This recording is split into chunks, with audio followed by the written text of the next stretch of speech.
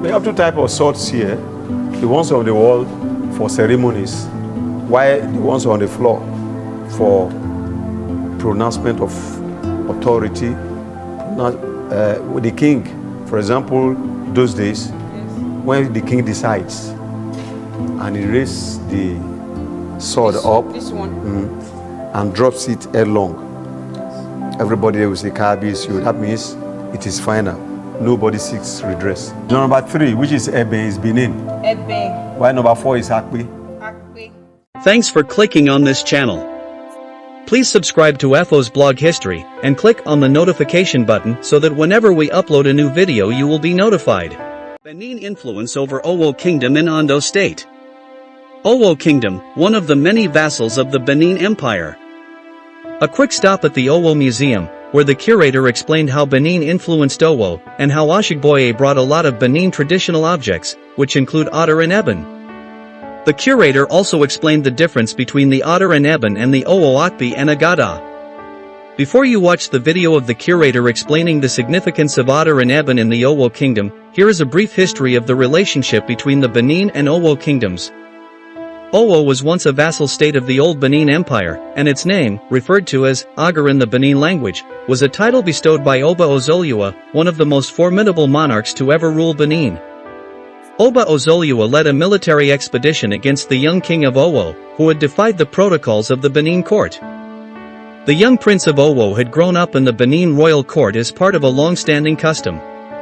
During the height of the Benin Empire, heirs to the thrones of vassal states, especially those prone to insurrection, were taken to the imperial capital as hostages. This practice ensured their loyalty to the Oba of Benin. Many of these young nobles served in the palace as omwadas, sworn bearers of the Oba of Benin, and they were equipped with the arts and the intricacies of court life.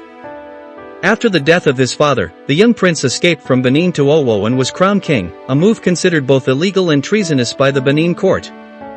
Enraged, Oba Ozoliua led an army to Owo. Aware of Benin's military strategies, having participated in campaigns as an omwada, the new Alawo fortified his town by ordering the construction of a defensive moat. Upon arriving, Oba Ozoliua was impressed by the ingenuity of the earthworks encountered by digging another moat to encircle the town, cutting it off from external supplies. The resulting siege was long and grueling, with Owo eventually succumbing to starvation and deprivation. However, Oba Ozoliua was so impressed by the courage and resilience of the Alawo and his people that he spared the town and bestowed upon it the name Agar, meaning a glorious honor. This act of magnanimity elevated Owo's status among Benin's vassal states, fostering closer ties and significant cultural exchanges, particularly in the visual arts. Owo ivory carvers, renowned for their craftsmanship, contributed greatly to Benin's artistic heritage. The ties between Benin and Owo extended beyond art to military collaboration. Owo troops often played auxiliary roles in Benin's military campaigns, a partnership that lasted for centuries. Please sit down and listen as the curator of Owo explains the significance of otter and ebon, as well as other Benin objects and their origin. We have two types of swords here.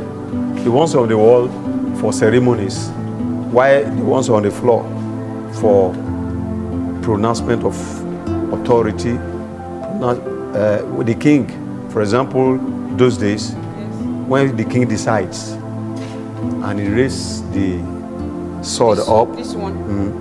and drops it headlong, everybody will say, Kabis, that means it is final.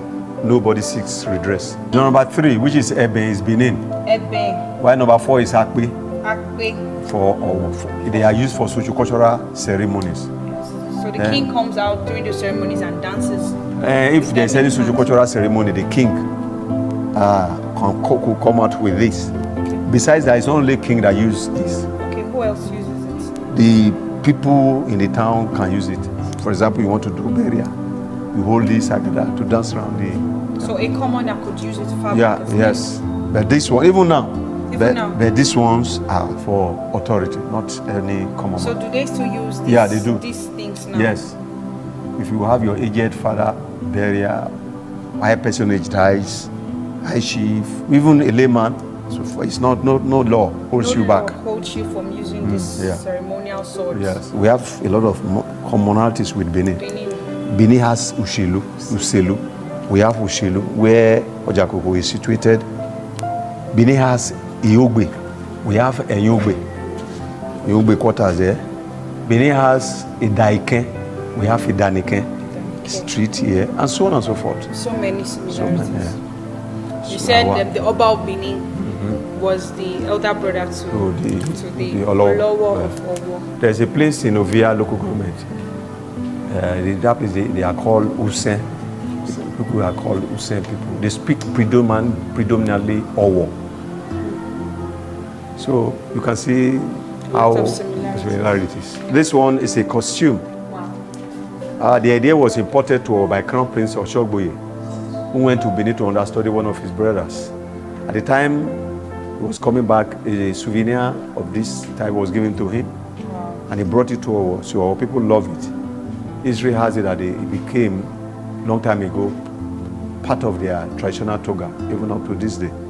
It's often used during Ajo festival, another traditional socio-cultural ceremony, like the burial of maybe high chief.